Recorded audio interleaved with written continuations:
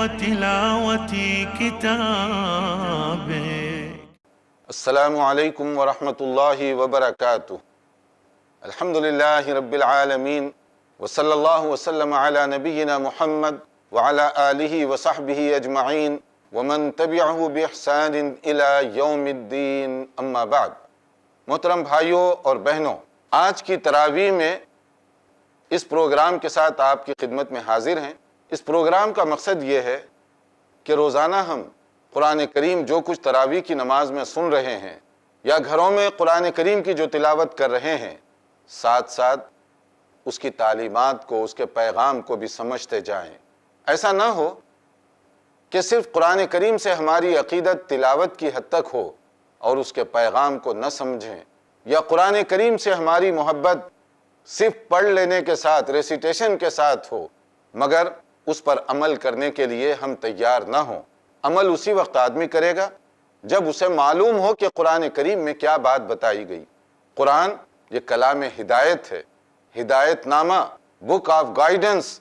اس سے فائدہ اٹھانے کے لیے اس کو سمجھنا ضروری ہے. اگر ہم سمجھیں گے نہیں تو اس ہدایت نامے سے فائدہ کیسے اٹھا سکتے ہیں؟ اس لیے آئی پلس ٹی وی کے ذریعے سے کوشش کی گئی کہ گھر گھر تک قرآن کریم کی روشنی پہنچائی جائے، تاکہ ہر گھر قرآنی نور سے جگمگا اٹھے اور ہر جگہ قرآن کا نور پھیل سکے. کوشش کی جا رہی ہے کہ ہر دن جو قرآن کریم کی تلاوت ہم سن رہے ہیں ان کی تعلیمات کا خلاصہ کم سے کم آپ کے سامنے رکھ دیا جائے کہ آج ہم نے کیا سنا. کیونکہ ہمارے پاس وقت بڑا محدود ہوتا ہے، تو ہم کوشش کرتے ہیں کہ جو پارہ پڑھا گیا اس میں جو اہم عنوانات ہیں وہ سب آپ کے سامنے رکھے جائیں یا ان کا زیادہ سے زیادہ وقت کے اندر احاطہ کیا جائے. آج دوسرے پارے کا جو خلاصہ آپ کے سامنے پیش کیا جا رہا ہے. پارے کے شروع میں ایک تاریخی واقعے کا ذکر کیا گیا جس کو ہم تحویل قبلہ کا واقعہ سمجھتے ہیں. یعنی رسول اکرم صلی اللہ علیہ وسلم مدینہ منورہ ہجرت کر کے جب تشریف لائے تو آپ بیت المقدس کی طرف رخ کر کے نماز پڑھا کرتے تھے. آپ اور صحابہ کرام اسی پر عمل کرتے رہے، مگر ظاہر ہے آپ کی شدید خواہش تھی کہ ہمیں اجازت ملے کہ ہم کعبۃ اللہ کی طرف رخ کر کے نماز پڑھیں. بالآخر اللہ تعالیٰ کا حکم نازل ہوا اور آپ کو حکم دیا گیا کہ اب آپ کعبۃ اللہ کو اپنا قبلہ بنائیے. اس واقعے کو بنیاد بنا کر یہودی خاص طور پر انہوں نے بڑا شور مچایا، ہنگامہ برپا کر دیا.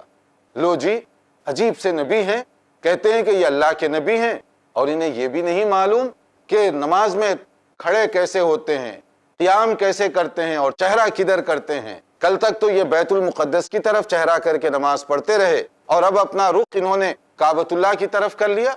تو جو لوگ کل تک نماز پڑھ رہے تھے ان کی نمازوں کا کیا ہوگا؟ دیکھیے کنفیوز آدمی کو کیسے کر رہے ہیں وہ.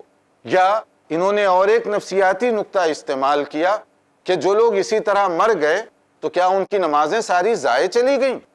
اب جو نیا قبلہ بنا ہے اس سے پہلے جو مر چکے ان کا کیا؟ تو یہ تھے ان کے اعتراضات. لیکن مومن جو تھے ان کا انداز کیا تھا؟ جس وقت اور جس حالت میں ان کے سامنے یہ پیغام آیا اسی وقت اور اسی حالت میں انہوں نے اس پر عمل کیا اور اسی حالت میں وہ قبلہ جو ان کے لیے متعین کیا کعبۃ اللہ کی طرف وہ رخ کر کے نماز پڑھنے لگے. یہ ہے فرق ایک مومن اور غیر مومن کے درمیان. مومن یہ دیکھ رہا ہے حکم کس کا ہے. اگر رسول اکرم صلی اللہ علیہ وسلم نے حکم دیا اسی وقت اس پر عمل شروع ہو جانا چاہیے. یہ اعتراضات یہ غیر مومنانہ انداز ہے. یہودیوں نے اس طرح کے اعتراض کیے، ان کا جواب اس میں دیا گیا وَمَا جَعَلْنَا الْقِبْلَةَ الَّتِي كُنْتَ عَلَيْهَا إِلَّا لِنَعْلَمَ مَنْ يَتَّبِعُ الرَّسُولَ مِمَّنْ يَنْقَلِبُ عَلَىٰ عَقِبَيْهِ. یہ جو قبلہ ہے یہ تو اللہ کے حکم سے تھا نا. اگر تم بیت المقدس کی طرف رخ کر کے نماز پڑھا کرتے تھے یہ بھی اللہ کا حکم ہے، اور اگر تم مسجد حرام کعبۃ اللہ کی طرف رخ کر کے پڑھ رہے ہو تو یہ بھی اللہ کا حکم ہے. اگر مطلوب اللہ کے حکم پر عمل کرنا ہے تو پھر تمہیں اتنا پرابلم کیوں ہو رہا ہے؟ رسول اکرم صلی اللہ علیہ وسلم تو اپنی طرف سے کوئی بات نہیں بتاتے جب تک کہ اللہ کی طرف سے وحی نازل نہ ہو جائے. وَمَا يَنْطِقُ عَنِ الْهَوَىٰ إِنْ هُوَ إِلَّا وَحْيٌ يُوحَىٰ. جو بات اللہ کی طرف سے بطور وحی کے نازل ہو وہی آپ کہا کرتے ہیں. اس لیے مومن کا انداز یہ ہے اور یہ ہونا چاہیے۔ یہ صحابہ کرام کا انداز تھا کہ جب رسول اللہ صلی اللہ علیہ وسلم کا فرمان آ جائے فوری اس پر عمل، جب سنت کا حوالہ دے دیا جائے فوری اس پر عمل، جب نبی کریم صلی اللہ علیہ وسلم کی ہدایت سامنے آ جائے فوری اس پر عمل کرتے ہوئے اپنے آپ کو اسی کی طرف لگا لے۔ پھر اس میں ایک دوسری اور بات بتائی گئی، دو چیزوں کا خاص طور پر ذکر کیا گیا، یا ایھا الذین آمنوا استعینوا بالصبر والصلاۃ، کہ اے ایمان والو نماز اور صبر کے ذریعے سے اللہ کی مدد تلاش کرو۔ اللہ کی مدد کیسے ملتی ہے؟ نماز کے ذریعے سے، اللہ کی بندگی کر کے۔ اللہ کی مدد کا ایک دوسرا ذریعہ صبر کر کے، اگرچہ کہ یہ چیز بہت بھاری بھرکم ہے مگر مومن اس پر آسانی کے ساتھ عمل کر سکتا ہے۔ رسول اللہ صلی اللہ علیہ وسلم کبھی کوئی نازک صورتحال بن جاتی، کوئی نازک موقع آتا تو آپ پہلے نماز کا اہتمام فرمایا کرتے تھے، کیونکہ اللہ سے تعلق کا ایک بہت بڑا ذریعہ ہے، اللہ سے مدد حاصل کرنے کا ایک بہت بڑا یہ ذریعہ ہے۔ پھر صبر یعنی اپنی بات پر جو دین، ایمان اور عقیدے کی ہے اس پر قائم رہنا، چاہے حالات کیسے ہی کیوں نہ ہوں۔ صبر ایمان پر، صبر عقیدے پر، صبر توحید اور اللہ تعالیٰ کی عظمت پر، صبر خوشحالی میں بھی، صبر غربت اور مفلسی میں بھی، صبر جب آدمی صحت مند ہو تب بھی، جب بیماری آ جائے تب بھی اس کی زبان سے کوئی ایسا کلمہ نہیں نکلتا جو اللہ کو ناراض کرنے کا سبب بن جائے، اور صبر حالت جنگ جہاد میں بھی اور گھر کے اندر بیٹھا ہوا ہو اس وقت بھی، اور اسی طرح سے برائیوں سے اپنے آپ کو روکے رکھنا، اپنے نفس پر کنٹرول کرنا، یہ بھی صبر کی اعلیٰ ترین قسم ہے۔ دل چاہتا ہے کہ یہ برائی کرے مگر مومن کو اس کی اجازت نہیں، وہ صبر کر لیتا ہے، حرام آمدنی کی طرف نہیں جاتا چاہے اس میں کتنا ہی نفع دکھائی دے، حلال پر وہ رہے گا چاہے وہ دیکھنے میں کم ہی کیوں نہ دکھائی دیتا ہو۔ یہ مومن کا انداز ہے۔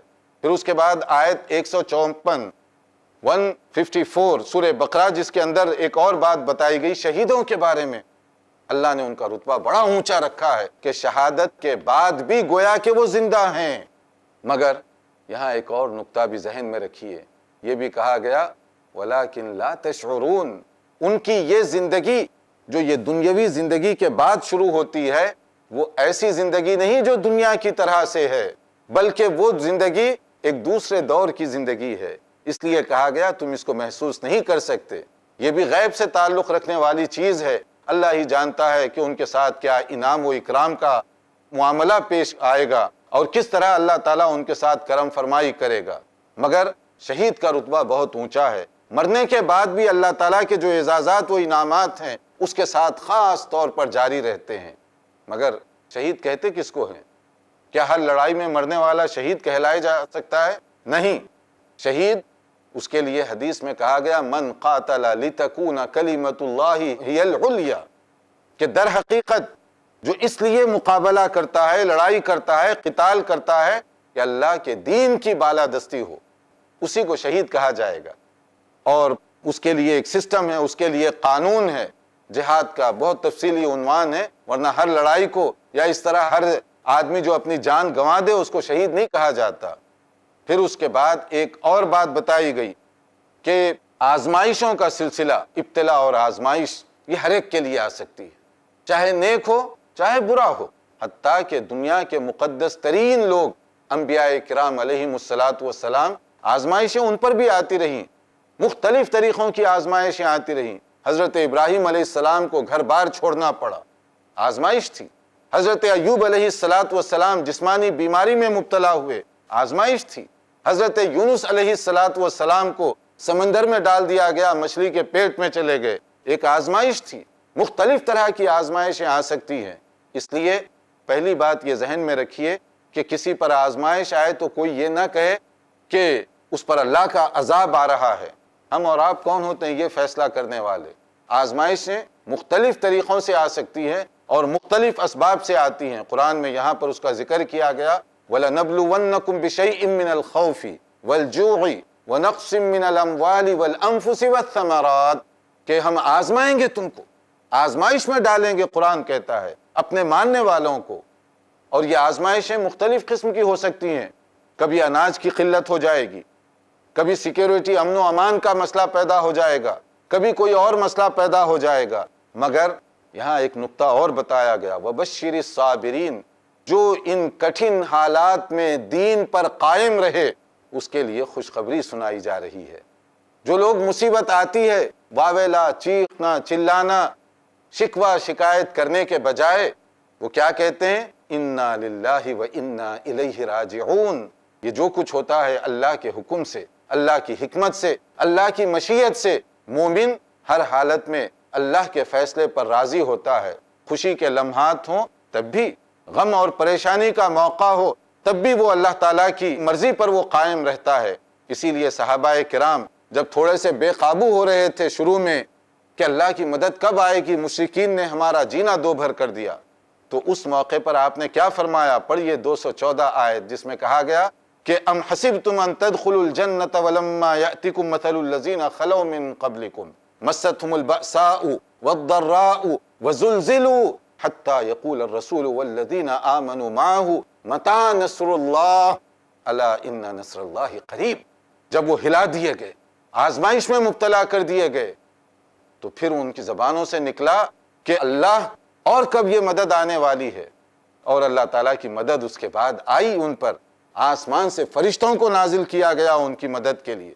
آیات 168 سے لے کر 176 تک بہت اہم آیات ہیں، 168 سے لے کر 176 تک عقل حلال، کسب حلال کے بارے میں، کہ ہم پابند ہیں اس بات کے، روزی کمانے، خرچ کرنے، ہر چیز کے اندر اللہ کے حکم پر عمل کرنا ہم سب کے لیے ضروری ہے۔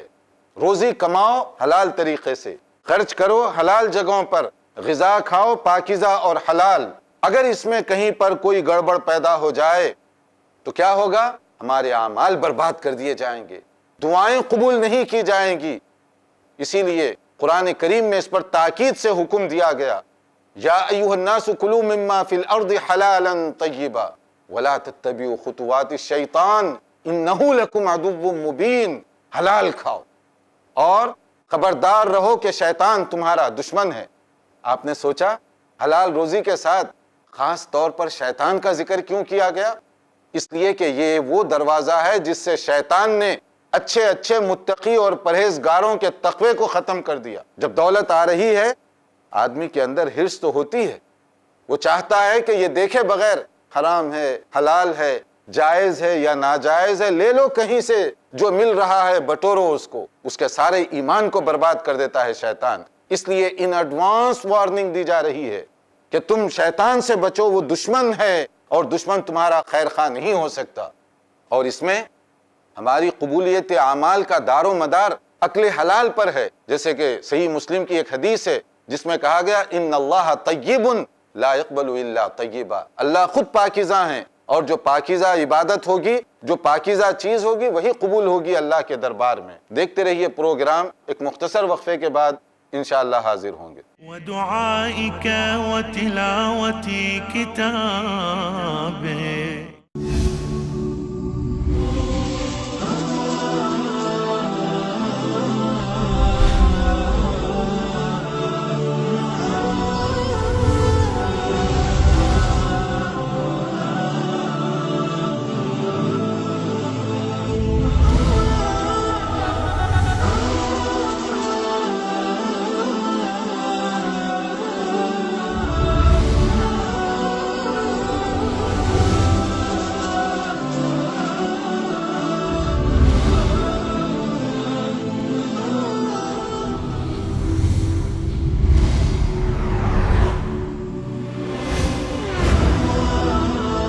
ان تمام موضوعات کی کرنے وضاحت آ رہے ہیں نان سٹاپ ایڈوکیٹ فیض سید، ہر اتوار رات 8 بجے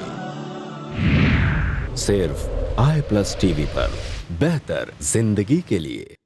اللہ کے رسول صلی اللہ علیہ وسلم نے کہا مسکین وہ نہیں ہے جس کے پاس درہم و دینار نہ ہو، بلکہ مسکین وہ ہے جو قیامت کے دن آئے گا، اس کے پاس نماز بھی ہوگی، اس کے پاس روزہ بھی ہوگا، اس کے پاس زکوٰۃ بھی ہوگی، اس کے پاس حج بھی ہوگا، اور اس کے علاوہ دیگر اعمال ہوں گے، لیکن कोताही की होगी बंदों के हुकूक की अदायगी में। हुकूकुल इबाद। जानिए शेख अब्दुल जब्बार से आलमे इस्लाम में इंसानों के क्या हैं हुकूकुल इबाद। हर सनीचर दोपहर 2:30 बजे सिर्फ i+ टीवी पर, बेहतर जिंदगी के लिए। अपने DTH और केबल ऑपरेटर से आज ही संपर्क करें। Free to air. ودعائك وتلاوتي كتابه। नाजरीन, वक्फे से पहले हम बता रहे थे अक्ल हलाल और कस्ब हलाल का कितना ऊंचा मुकाम है। रसूल अकरम सल्लल्लाहु अलैहि वसल्लम ने फरमाया, क़ियामत के दिन उस वक्त तक कोई इंसान हट नहीं सकेगा, उसके कदम टल नहीं सकते जब तक कि माल के बारे में उससे 2 सवालात ना हो। माल के बारे में 2 सवालात, मिन ऐना इक्तसबहु व फीमा अनफक़हु, कहाँ से ये दौलत कमाई? पहला सवाल, हराम तरीक़ों से, हलाल तरीक़ों से। और ये पूछने वाला कौन है? अल्लाह रब्बुल आलमीन, आलिमुल गैब, जो अलीमुम बिदाति सुदूर है, दिल की धड़कन से वाकिफ़ है। उसके सामने झूठ नहीं बोला जा सकता। कैसे कमाए? और फिर दूसरा क्वेश्चन होगा, कहाँ खर्च किया? और अक्ल हलाल की इतनी अहमियत क्यों है? इसलिए कि एक सही मुस्लिम ही की हदीस है जिससे अंदाज़ा हो सकेगा कि कितनी अहमियत है उसकी, कि एक आदमी जो मुश्किलात और प्रॉब्लम में घिरा हुआ है, तंगी और परेशानियों में घिरा हुआ, अपने हाथ उठा देता है दुआ करते हुए कि या अल्लाह, या रब, या रब, मगर उसकी दुआ रद्द कर दी जाएगी, रिजेक्ट कर दी जाएगी। क्यों रद्द कर दी जाएगी? यह है वो क्वेश्चन जो इस मुबारक महीने में और साल भर हमें गौर करना चाहिए इस पर, क्योंकि इस महीने में खास तौर पर दुआएं की जा रही हैं, रातों में भी और दिन में भी। कहीं ऐसा तो नहीं हम बड़ी मेहनत करके दुआएं कर रहे हैं लेकिन वो मुस्तरद होती जा रही हैं? अगर वही हाल हमारी दुआओं का भी हुआ, फायदा क्या होगा? इसलिए उस पर गौर फरमाइए। हदीस के अल्फाज जिसमें कहा गया, व मतअमुहु हरामुन व मशरबुहु हरामुन व मलबसुहु हरामुन व गुज़िया बिल हराम फअन्ना युस्तजाबु लिज़ालिक, कि उसका खाना हराम का, पीना हराम का, लिबास हराम का, फिर अल्लाह ताला उसकी दुआ को कैसे कबूल फरमा लेगा? देखा आपने हलाल रोजी की कितनी अहमियत है। इसीलिए इस प्रोग्राम का मकसद यह है कि जो रोजाना हम कुरान सुन रहे हैं, कम से कम समझ तो लें। अगर कहीं कोई गलती पाई जा रही हो तो बर वक्त उसकी इस्लाह कीजिए, ताकि हमें क़ियामत के दिन पछताना ना पड़े। फिर आगे आयत 177 हमारी गुजारिश है अपने तमाम भाइयों और बहनों से दुनिया भर में जो इस प्रोग्राम को देख रहे हैं, इस आयत को वो अच्छी तरह से पढ़ें, समझें कि तकवा और परहेजगारी कोई आर्टिफिशियल अंदाज का नाम नहीं, कोई बनावटी नाम नहीं है, बल्कि तकवा और परहेजगारी क्या है? लैसल बिर्रा अन तुवल्लू वुजूहकुम क़िबल अल मशरिक़ वल मग़रिब, सिर्फ मशरिक़ व मग़रिब की तरफ रुख करने का नाम तकवा और परहेजगारी नहीं, बल्कि उसमें ईमानियात की बात बताई गई, आमाल की बात बताई गई, मुआमलात की बात बताई गई, अखलाकियात की बात बताई गई। और ये सारी तफसील बताने के बाद कहा गया, उलाइका अल्लज़ीना सदक़ू व उलाइका हुमुल मुत्तक़ून, असल में सच्चे लोग ये हैं जिनमें ये क्वालिटीज पाई जाती हैं, उनका ईमान मजबूत, उनका अमल दुरुस्त, उनके मुआमलात ठीक और उनके अखलाक और किरदार बुलंद, जो सब्र करने वाले, जब्त करने वाले, गलती और गुनाहों के इम्कानात के बावजूद उन गुनाहों से अपने आप को बचाने वाले। कुरान मजीद में कहा गया असल ये लोग मुत्तकी हैं। और अगर ये तकवा ना हो तो हम कहां से कहां निकल जाएंगे। फिर एक और बात जो बताई गई, इस्लामी सजाओं का तस्वुर और उसका रीजन बताया गया। रीजन क्यों इस्लाम में सजाएं हैं। दुनिया के मुख्तलिफ इलाकों में सजाओं का तस्वुर है मुजरिमों के लिए, लेकिन जुर्म खत्म नहीं होता, मुजरिम आए दिन बढ़ते जाते हैं। मगर इस्लाम ने जो तस्वुर दिया वो क्राइम और क्रिमिनल लोगों के साथ बड़ा सख्त किस्म का है, ताकि सारा मुआशरा आराम, सुकून और चैन की जिंदगी गुजार सके। इसलिए कहा गया वलकुम फिल क़िसासी हयातुन या उलिल अलबाबि लअल्लकुम तत्तकून। क़िसास, अगर कोई किसी को मार दे तो इस्लामी कोर्ट में उसका फैसला होगा और फिर उसके बाद उसके लिए सजाए मौत दी जाएगी। और फिर कुरान कहता है कि इस सजाए मौत में, इस क़िसास में तुम सब के लिए जिंदगी है। क्या माना इसका? اگر مجرم کے ساتھ سختی سے نمٹو گے سارا معاشرہ سکون کی زندگی گزار سکے گا، اور اگر تم مجرم پر ہمدردی کرو گے تو بتانا یہ چاہتے ہو کہ سارا معاشرہ ایسی ہی پریشانی کی زندگی گزارے۔ مگر آج جو لوگ اختلاف کرتے ہیں دین اسلام کی سزاؤں کے تصور سے، دراصل آپ نے دیکھا ہوگا کہ اگر وہ خود مجرم ہوں تو وہ جرم کو کیسے ختم کریں گے، وہ خود کرپٹ ہوں تو کرپشن کو کیسے ختم کریں گے۔ اس لیے وہ کوشش کرتے ہیں کہ اسلامی جو چیزیں ہیں اس کو تنقید کا نشانہ بنایا جائے، لیکن اس میں جو حکمت ہے ان حکمتوں کو ہم اپنے سامنے رکھیں، اس کے اندر جو مصلحتیں ہیں ان مصلحتوں کو ہم اپنے سامنے رکھیں۔ اسلام نے صرف سزائیں نہیں بلکہ جرم کی طرف لے جانے والے راستوں پر بھی پابندی لگائی، ہر ایک کے ساتھ عدل و انصاف کا معاملہ کیا، ہر ایک کے حقوق متعین کیے، پھر جا کر یہ سزائیں دی گئیں۔ صرف سزاؤں کو نقل کرنا اور باقی چیزوں کو حذف کرنا یہ دیانتداری نہیں، علمی خیانت اس کو کہا جاتا ہے۔ پھر اس کے بعد رمضان کے کچھ مسائل بیان کیے گئے، آیت 183 سے لے کر 188 تک، جس میں رمضان کے روزوں کا ایک مقصد بتایا گیا۔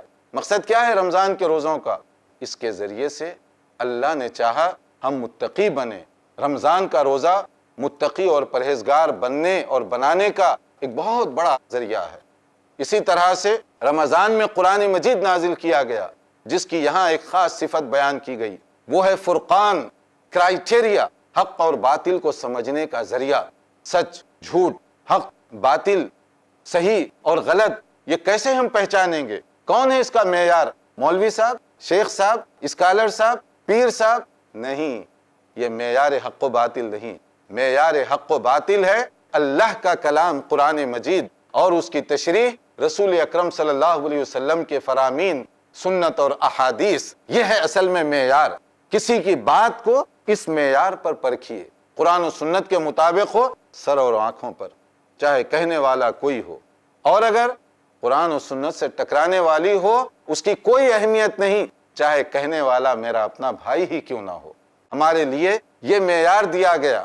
اور پھر اس کے بعد آیت 219 میں ایک اور مسئلہ بیان کیا گیا، وہ ہے شراب کے بارے میں۔ انٹاکسیکیشن، نشہ آور چیزیں، شریعت اسلامیہ میں اس کو حرام کر دیا گیا۔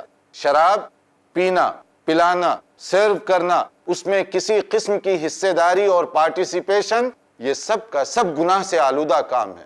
کوئی یہ نہ کہے میں شراب پیتا نہیں ہوں مگر شراب بنانے کی فیکٹری میں کام کرتا ہوں، میں پیتا نہیں سرو کرتا ہوں، میں پیتا نہیں لیکن پب اور کلب میں یہ کام کر رہا ہوں، کوئی قابل قبول عذر نہیں۔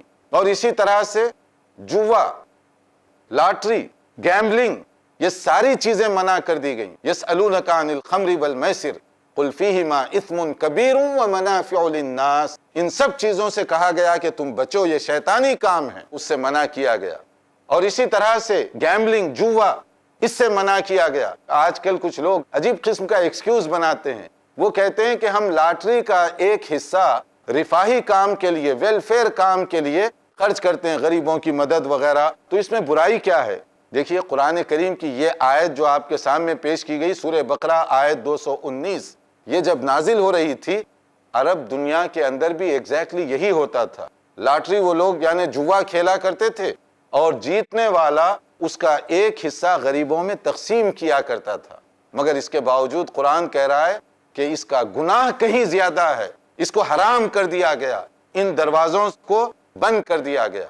پھر ایک اور بات آگے جو ہے، فیملی مسائل، شادی اور خاص طور پر طلاق اور صلح، ان کے کچھ مسائل بیان کیے گئے۔ ہم ان مسائل کو بیان کرنے سے پہلے ایک وضاحت ضروری کرنا چاہیں گے، اور وہ یہ ہے کہ طلاق وغیرہ کے مسائل بہت ہی نازک قسم کے ہوتے ہیں، اس میں حرام اور حلال کا مسئلہ ہوتا ہے۔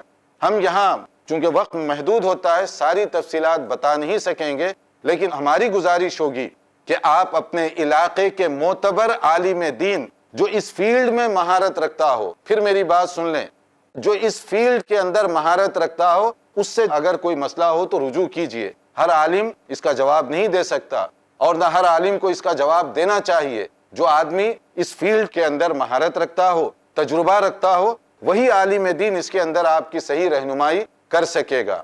اس میں پہلی ایک بنیادی بات بتائی گئی نکاح کے بارے میں، شادی کا معیار، سلیکشن، لڑکا ہو یا لڑکی ہو، کیا ہونا چاہیے؟ دولت، حسن، خاندان نہیں، بلکہ قرآن کریم میں کہا گیا وَلَأَمَةٌ مُؤْمِنَةٌ خَيْرٌ مِّن مُشْرِكَةٍ وَلَوْ أَعْجَبَتْكُمْ۔ اگر ایک مومن عورت ہے، اور اسی طرح مومن آدمی کے لیے بھی کہا گیا، لیکن اس کا سوشل اسٹیٹس بہت کمزور ہے، پھر بھی قرآن کہتا ہے دولت توحید سے ان کا دل معمور ہے، ان کو تم پرائرٹی نمبر 1 دو۔ دوسری چیزوں کو اگر کوئی دیکھ رہا ہے وہ غلط نہیں کہا گیا، مگر ترجیح نمبر 1، پرائرٹی نمبر 1 اس کا دین، اخلاق، اس کی سیرت کو دیکھو، اور اس کے بعد دوسری چیزوں کی طرف جاؤ۔ اور مشرک عورت یا مشرک مرد کے ساتھ تم نکاح نہ کرو، چاہے وہ دیکھنے میں کتنے ہی اونچے کیوں نہ دکھائی دیتے ہوں۔ یہ اصول اس میں بتایا گیا۔